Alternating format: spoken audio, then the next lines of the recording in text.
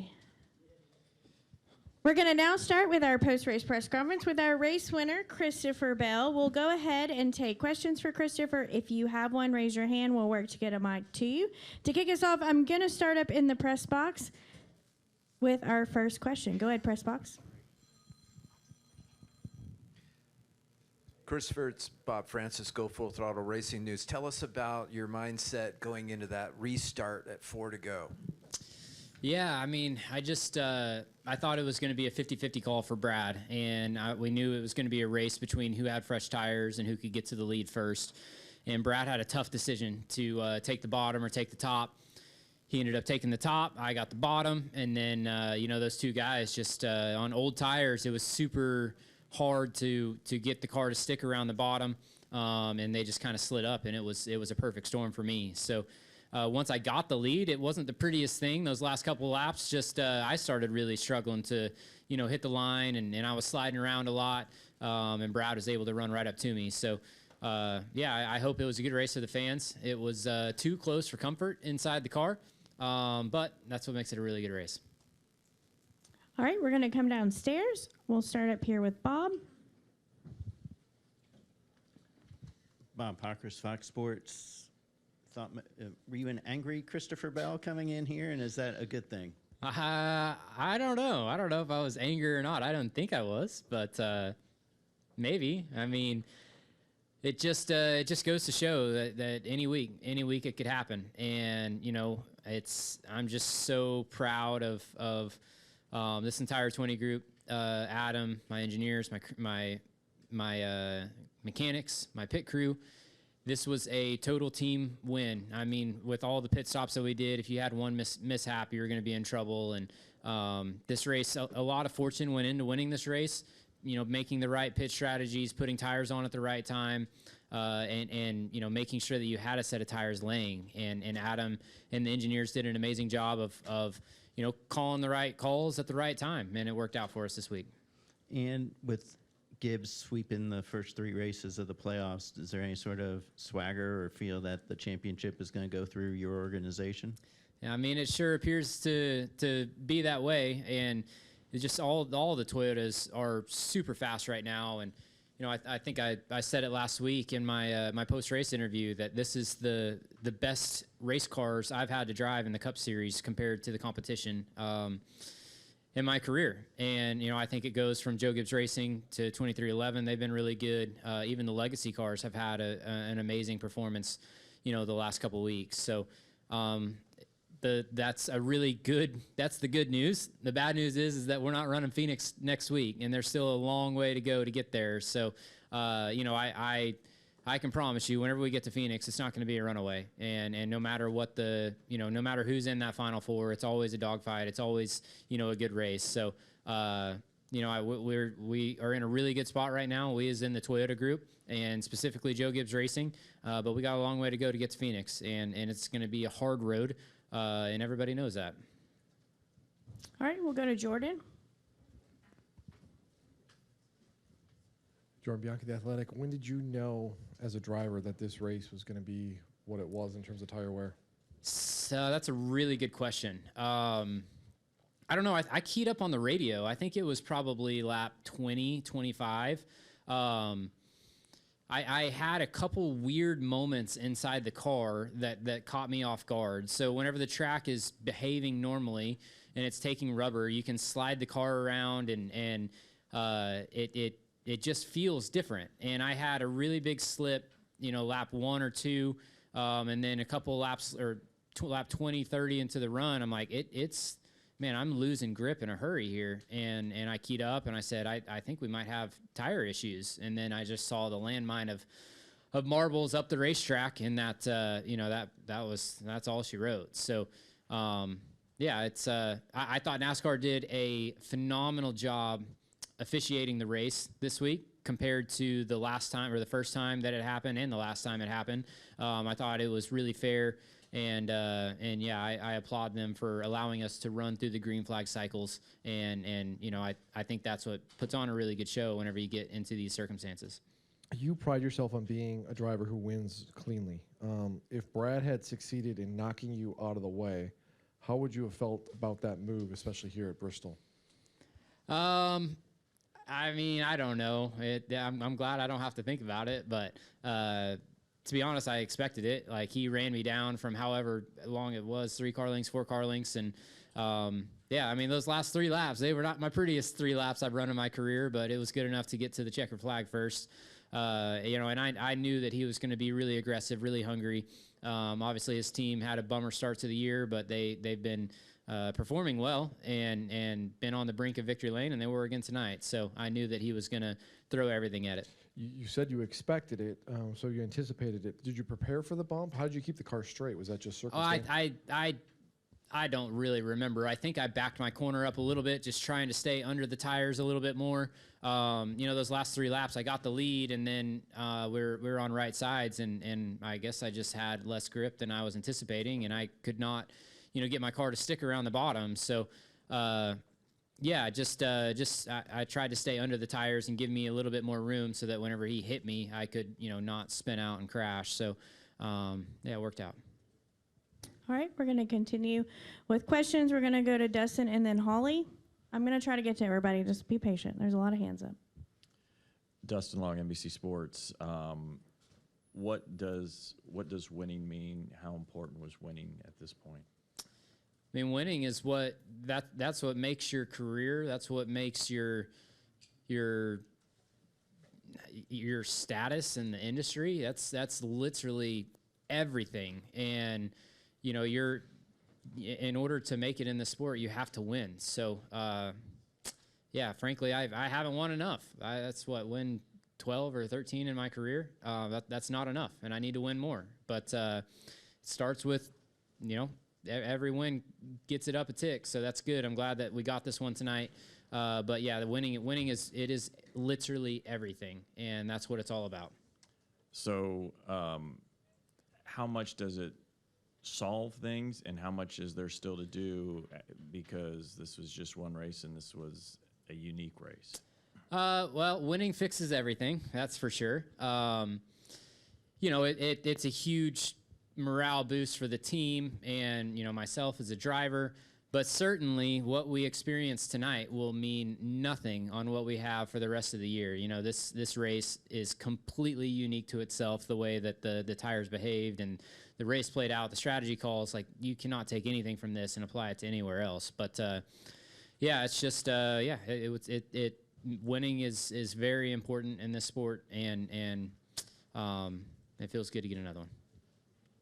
All right, Holly, go ahead. Hi, Christopher. Holly Kane with the NASCAR Wire Service. I was going to ask you something very similar to what Dustin did, but to win when you have at the beginning of the year, to kind of establish, hey, we're going after this, and then now to start the playoffs like this, you know, 3 races in, would you concede at least that you guys are back where you want to be and that you are showing that you can bring it when you need to? Well, I will say, even though we didn't win throughout the summer, I went to the racetrack thinking every week that we could win, and so while the results don't match, you know, what I was feeling, I think that this week shows that is true. Like, every single week we go to the racetrack, we have the opportunity to win if we put everything together and we, you know, do the right stuff.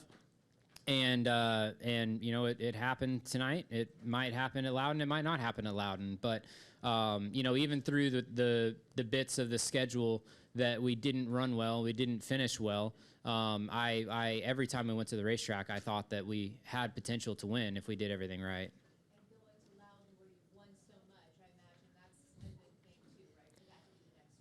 Yeah, I mean, I'm obviously excited about Loudon. It's a great track for us. Super important race, kicking off the round of 12. So, you know, we need to go there and most importantly, have, you know, get a lot of points, score a lot of points, got to qualify well, got to qualify better than we've been qualifying, and have a great race. And I think we're every bit, you know, as capable as any of the other 12 out there. So it's, yeah, it's a good racetrack for us as a group, and we know what it takes to be good there, and it seems like our cars are, you know, really good. So I'm looking forward to the challenge ahead. All right, we're going to continue with questions. Do me a favor. Try to keep your questions as tight as you can, just because we're getting a little long-winded. So let's continue. We'll go to Jacob and then Zach. Go ahead, Jacob. Jacob Zielman, Race Face Digital. Christopher, two for you. First, just want to clarify something, make sure I understood what you said earlier. You guys were on fresh rights at the end of the race? That's correct. Were you and Adam, as this was going through the second half, were you guys kind of playing this as really feeling like, okay, this is going to come down to hopefully having fresh tires as late as possible? So,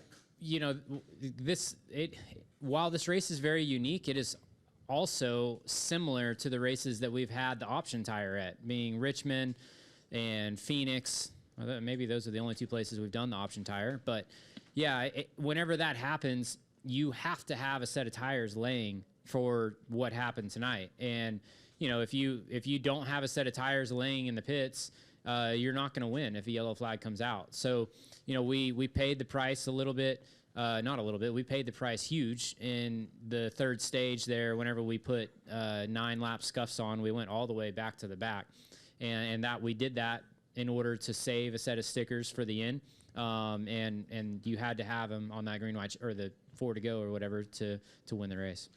And you won here on the dirt a couple years ago, but you're a short track guy, and you've made no bones for years that if there was one race on the schedule you wanted, it was arguably this one. How big is tonight, and how good does it feel to finally have the sword from the night race? Yeah, the Bristol night race has been my favorite for a long time. And, just the pre-race ceremonies, all the Bristol Motor Speedway just does such a good job of making this event feel unique, feel special, and it's a big one. So this one is definitely high on the list to win. All right, we're going to continue with questions. Go ahead, Zach. Zach Sterniello, NASCAR.com. To the point of Bob's first question, coming in here after last week's discussions with Adam and whatnot, I know we talked about that a lot yesterday, but how does a night like tonight reinforce the professionalism, the resiliency of yourself, Adam, and this whole 20 team? I think it just goes to show that any week it could happen. And I got really frustrated last week because we had an opportunity to win and we didn't win. And we've had several opportunities to win throughout the summer, and we didn't win. But every week we can do it. And Adam, while I was frustrated with the calls last week, he nailed every call this week, and we ended up in victory lane. So you're going to have that. And tonight was just a perfect example of everybody, doing the right things and not making mistakes and keeping us in it. And we got the fruit of that. In that regard, you said yesterday this is probably the biggest question mark you've felt coming into a cup race. Once you started experiencing those early slides, how much are you relying on information from your crew chief, from your spotter, to understand what you need to do, or is it just an instinctual thing that you have behind the wheel to know how to make those tires live? Yeah, I mean it's definitely a lot of conversation between you and your crew chief, and just asking him like, hey, what is the plan here? And there are so many people on different strategies and different plans. Like, we had a 125 lap stage, and all of a sudden people are having tire issues like lap 30. They're like, okay, are we going to 2-stop this? Are we going to 1-stop this? Do you need me to go hard? Do you need me to, how long do I have to make these tires last? And then, it's that I think we ended up trying to be on a 1-stop strategy, which meant you needed to get to around lap 60. And then I got to 45 and I was out of tires. So at that point we had to pit, and then we're trying to go 70 laps or whatever it is on the next set. And it's a lot of communication, and you got guys that are saving super hard. You got guys that are dying on really old tires. You have guys on stickers. It's chaos, and hopefully, I think it shows well. It has to, look good, but it's total chaos, and that's whenever it's fun. It's not as fun whenever everybody's on the same tires and you're just riding around half throttle. But the moment that the green flag cycle starts and everyone's on different pit cycles and strategies, that makes it enjoyable. All right, Davey, go ahead. Davey Siegel with SiriusXM. So when the tires start to kind of come apart, you're seeing what's happening, you're experiencing what's happening. what's the thought in your head? Are you like, oh, bleep, we're going to deal with this for the rest of the night? Are you excited about it? What goes through your mind? You know, I was okay with it. I got really frustrated with the first tire race that we had last year because of the way that it was officiated. And you know, that yellow flag, when they throw the yellow flag in the middle of cycles, it dictates the race. And you know, that we had yellow flags tonight, but they were actually true yellow flags. And like that last race, they were throwing yellows for people that were blowing tires and riding around, and then all of a sudden they quit throwing the yellow. So if they just let it play out like they did tonight, then it's fair for everybody, and you just have to manage it on your own. And so, yeah, I mean, I thought that NASCAR did a great job of just letting the race play out, and they got a great product from it. And I think that's key. And they ended up giving you guys an extra set during the race at some point, too. Obviously, Adam's focused on that. You're kind of just focused on doing whatever they tell you to do. How much discipline do you need, and did you show, do you think, in terms of going slower when you needed to and then going hard when you were able to as well? Well, it's just about knowing the lap count and knowing you get information. So the first one, we weren't saving at all, or at least I wasn't. I'm sure most of the field were not saving, and I think I got to lap 45. So I'm like, okay, you know, he tells me that we got to make it to lap, whatever it is, 50, 60, 30. And if it's lap 30, you're like, okay, I can push the car a little bit harder. If it's lap 60, then it's like, okay, I can't push very hard. So, yeah, it's just about communication and understanding how long the runs have to be or are going to be in order to, you know, put yourself in position. All right, go ahead. Yeah, Christopher Roy Acres, Skyview Sports. After Kyle Larson led nearly 900 of 1,000 laps the last two, you led 12 laps tonight. Would you rather snag a win or be dominant, or are you just glad to have a win, period? Well, certainly I have been harping on my team about leading laps, and I think, you know, leading laps is a super important stat. And we didn't really increase that box very much tonight, but we increased the important box, or the more important box, of getting a race win. So, yeah, it just I thought that our car was capable of leading laps tonight. Just the way that the race played out, it didn't work out in our favor to do that, but it did work out in our favor to win the race, and obviously that's the most important goal. But leading laps is a super important thing. It shows your, you know, shows your speed, what you have as a race team, and we haven't been able to do that this year very well. So it's definitely a focus point. All right, Mark, go ahead. Mark Garrow, Performance Racing Network. Sorry, Christopher. Where are you at? I'm over here. All the way over here. Gotcha. Thanks again for the picture, by the way. So there's two ways to win a race. You blow everybody's doors off. You lead 450 laps like Larson, right? But how does it feel? How satisfying is it to win a race that was so chaotic, so crazy, that it was the spin of the roulette ball, and just you had to be right place, right time, make all the right moves, but it still took a lot of other things for it to come out on top. How satisfying is it to win such a chaotic race? I mean, I'll take it. A win's a win no matter what. But certainly, you enjoy those dominant days because you know that meant that you were the best car that day. And whenever the race plays out like it does today, it's basically impossible to have what Larson did, you know, the last two times. And we got really fortunate, for sure. The race played into our hands, and the yellow flags and the timing of us pitting and putting tires on and the green flag runs following that, it definitely played into our favor, and we were able to capitalize on it. There's been plenty of times, and plenty of people will say the same thing, where you know, it plays into their hands and they aren't able to capitalize on it, and that's a bummer. So is this a race you feel like you stole? I mean, just exactly how do you feel when you kind of sneak up and you don't lead a lot of laps and you wind up in victory lane? I think that the race played out for us. You know, it was a bunch of, or I don't know about a bunch, but a couple of fortunate timings with the yellow flags and green flag runs, and when you pit, when you put tires on, and smart strategy calls from Adam Stevens of not putting a set of stickers on in the middle of the third stage to make sure that we had some for late in the race. So I don't know if stole is the right word, but it certainly, there were, you know, a couple other guys that were in the same position as me, and I was the one who walked away with it. All right, we're going to take one final question. Go ahead. Declan Wayman from Race Face Digital. Christopher, last year in 2024, we had a similar incident of the tire wear, kind of like in last spring. I mean, how did the tire wear tonight compare to when you first really felt the fall off of the tires, and what was it like comparing it to the spring race? I mean, obviously it got cooler later as the race went on, and I just wanted to gauge your opinion on how that compared to last spring. I mean, honestly, I thought it was identical. It was the exact same. I know that the tire that we ran today, I think, was softer or was supposed to induce more wear than what the tire was that day in 2024.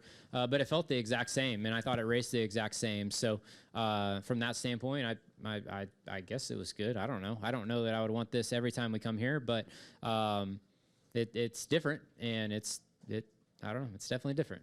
Are you a fan of the tire?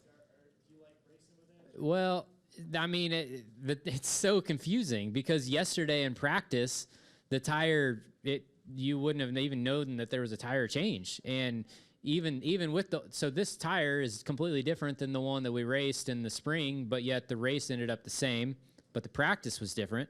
I mean, it just is, it's impossible to figure out, like literally impossible. So who knows? Who knows? All right, Christopher, thank you so much for joining us, and congratulations again on that win.